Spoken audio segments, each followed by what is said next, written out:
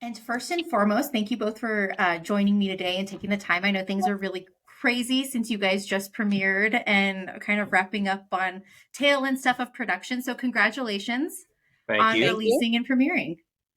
It's been a Thank you. long journey. Without the help of your office, uh, having a good crew base down there and awesome locations, it would not be possible to even make a movie like this. Oh, great. Well, we're going to get more into that here in a little bit. But first and foremost, why don't you guys tell me a little bit about yourself? Ross, you want to go first? Sure. I'm actually based in New York. I spent a long time living in LA, and then I moved to back to New York in the beginning of COVID. But long story short, I came up, thought I wanted to be an actor when I grew up, realized that wasn't for me. And in 2007, I left Los Angeles and got into finance. And I was a trader, and I was so obsessed with making movies, which is where I found money to make my first movie. And I was lucky enough to meet Nancy in doing so. And that was over a decade ago, and we've made 2 dozen movies since together. And here we are. That's awesome. Dream team then. Dream team, yes. Love it. Totally. All right, Totally. Nancy, why don't you tell us a little bit about yourself? Sure. Grew up in New Jersey, went to college at the School of Visual Arts in New York. And, I got a job right out of school at Spin Magazine. So I produced photo shoots for Spin Magazine for quite a few years. And decided I wanted to move to LA because I wanted to make movies. So got to LA and knew no one and had to claw my way up from the ground up and met Ross, and the rest is history. So, what motivated you to just want to get involved in the movie industry? Sure. Yeah, I was always obsessed, like since I was little, with movies, and I always had a tough time in school reading, and I just I wasn't the A student that my parents probably hoped I would be, and I kind of found this passion for making movies on my parents' camcorder, and I managed to. I think the first time I did it was I was in third grade, and I convinced a teacher that rather than write a book report, which sounded like the most god awful thing ever, I said, "Let me make a movie about it," and that kind of led into me talking my way into making short little movies and stories about what was expected for me to be a book report, and I was able to demonstrate that I did have an understanding and that I did read the material. But for me, the way my brain works is just visually, and that kind of I was lucky enough to realize how much fun that is, and the fact that I get to do that and make a living doing it uh, is fantastic. So I guess, and it's just the idea of a moving picture with the supplement of music was like always a weird obsession for me. Very cool. So, it started young. Yes, yes. And you, Nancy, what made you want to go from editorial to film? Um, when I went to the School of Visual Arts, I wasn't sure what area I wanted to do. So I studied photography. I was obsessed with music. I used to shoot rock bands.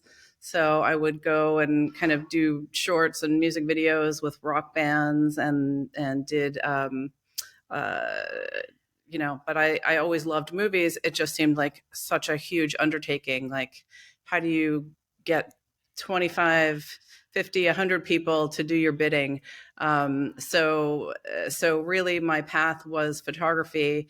And then I started producing photo shoots for the magazine, which led to producing short films and the music videos, and then with the age of the web, I started doing web series, and then got my way into features. So it was a long journey trying to figure it out. It just, the idea of being a student and taking on a whole production was overwhelming. But like as the years went by, each piece of it became manageable. So a steady growth and progression into film. Exactly. From going out with my own camera, Yeah. shooting what I wanted, directing a model, to all the way to now having crews of hundreds and dozens of actors and huge locations and giant, sometimes giant budgets, sometimes small budgets. Always hope that they're bigger, but yeah, so it was a slow, progressive growth, which was great because I learned everyone's job along the way. I figured out how to I had to help every department. When you do smaller films, you learn what's needed, what's necessary, and then how to help each department with the small amount of resources that they have. And then as the films get bigger, they get more resources and more people, and so it's a More fun. problem. Yeah, sometimes, sometimes, but yeah, but I love it. It's a dream, and the idea of marrying images, and music and great literary material is like the perfect combination of all the arts that I love. That's amazing. So what made you guys want to bring the Maggie Moore story to life and onto the screen? The script was really fun, really well written. I'm personally a big fan of comedic thrillers, which is a very difficult subgenre, and to find a really good script that is able to pull that off is amazing. And then obviously John Slattery is such a huge talent, and him bringing in actors of the caliber of Jon Hamm and Tina Fey and Happy Anderson and Micah, and the list is endless. Nick Mohammed, all of those pieces were made us really, really want to do this. No, that's great. And so what made you want to choose New Mexico as the landscape and the location for this movie? We had shot several smaller movies there in the years prior, and we had a good experience. And New Mexico is unique in that it just offers so much from a aesthetic backdrop. And the script in particular took place in kind of what felt to be a little bit of a small dusty town, which we had already known. A lot of the places that we thought were right for it. We shot it in the past. So, as we read it, it just definitely made sense. And also, given that you guys have the tax program there, and it's not that far from LA, it kind of checked all the boxes. The original script was written for Arizona, and so it's having shot in New Mexico, knowing that you guys have all the resources, knowing that you guys have the great incentives and great crews, and we already knew a lot of the locations there. It made perfect sense to go there. No, that's great. So the fact that you guys were already familiar with the area, and the fact that New Mexico can play a lot of different places. I don't think a lot of people realize that either, that how diverse the landscape and locations really can be. Yeah. We've It really played is. everything from like Montana to West Texas to Arizona, and We I think had that's already great that you guys knew that. Yeah, we had it play for Los Angeles for one movie. We had it play for I want to say somewhere in the Midwest. I don't know. It's just it's there's a diverse ecosystem of you can kind of, as long as you're creative about it, it could be a lot of different stuff, and depending on the time of the year. Yeah. And also we're familiar with the tax program and how it worked, and had nice relationships with the film office, which is always helpful because there's other states where it's it's never fun to kind of learn for the first time anything. So having done this a couple of times and just knowing that we got our money back and all that stuff, it's always makes it easier, especially when we got stuff. And I think short of Georgia, you guys probably have one of the more robust film communities in the states. Everyone is very helpful at the film office. If we have questions, people are reachable. We are able to get them on the phone. We're able to ask questions and really turn the rebates around very quickly, which, I know is an issue in other states. Like you can't, it takes years sometimes. And the people at the film office there are very responsive and helpful, and with everything, not only just the rebate portion, but also we called and asked for help with locations. They sent us a bunch of locations, and some help with whatever the rules are, in terms of permits and things like that. So and it's grown so much. The first few movies that we shot there were in 2019, I think. Oh no, I shot one in 2012, actually, a long time ago. I shot one back in 2012, and then we shot like 3 in 2019. And the growth of the program there has been amazing, and the growth of the resources there.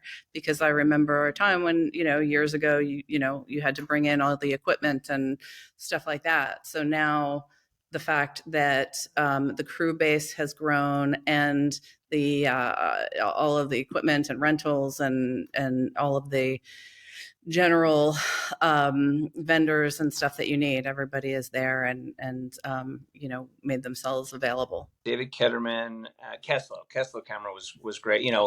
We had a camera at one point, I think, went down, or a piece of equipment, and within probably less than an hour, they were able to service it. So things like that make it a lot easier and desirable to want to shoot in places outside of LA. It's when you don't have that support, it is sometimes tricky when issues arise.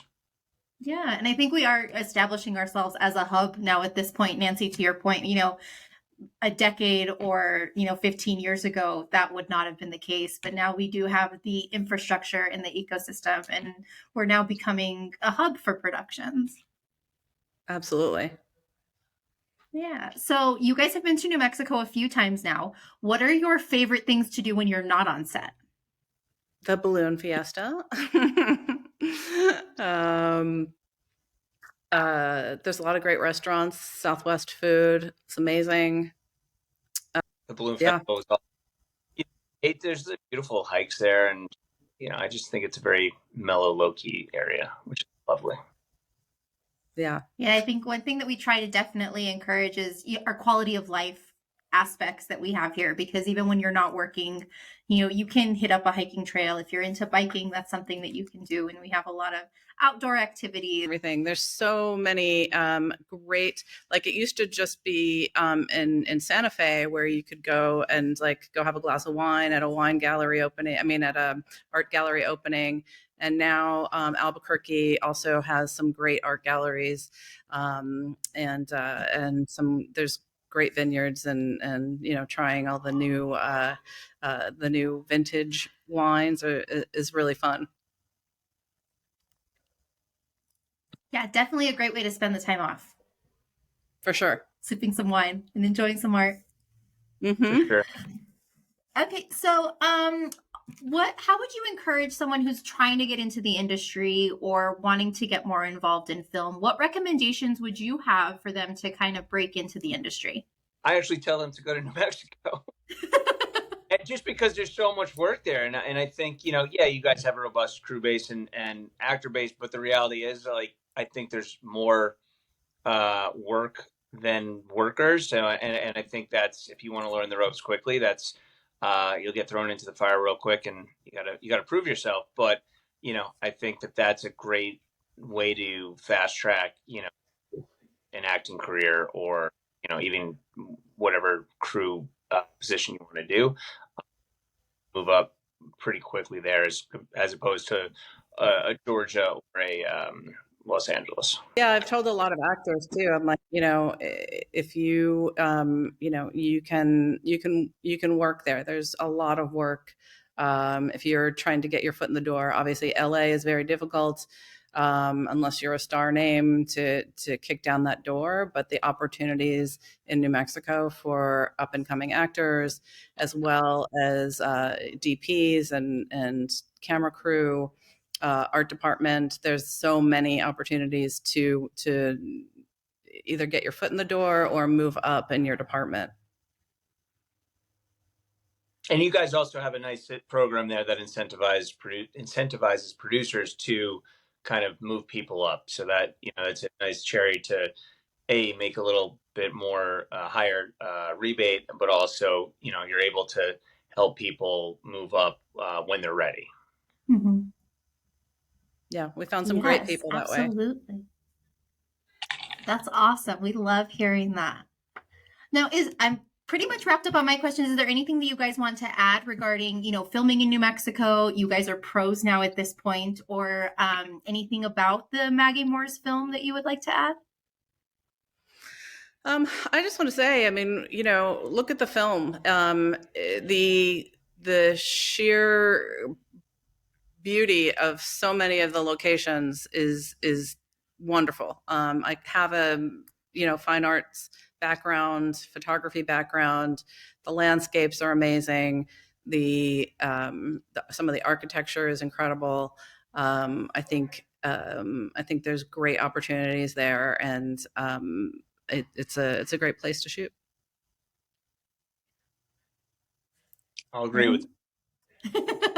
Well, thank you guys so much. So anybody reading or seeing this, how can they find you, or learn more about the projects that you guys have coming up and what you all are working on? We have a website, indie-ent.com. They can take a look at our website. And we have, obviously, check out the movie. We have a social media presence on Instagram, and reach out to us there. And you could rent Maggie Moore's on all platforms, including iTunes, Amazon, Vudu. Apple. It'll be on a streamer later in the year. Oh, great. Well, thank you guys so much. And again, congratulations on the movie. Thank you for continuing to support New Mexico and bringing your productions out here. We love it. We love working with you. And this was a pleasure. So thank you so much for taking the time.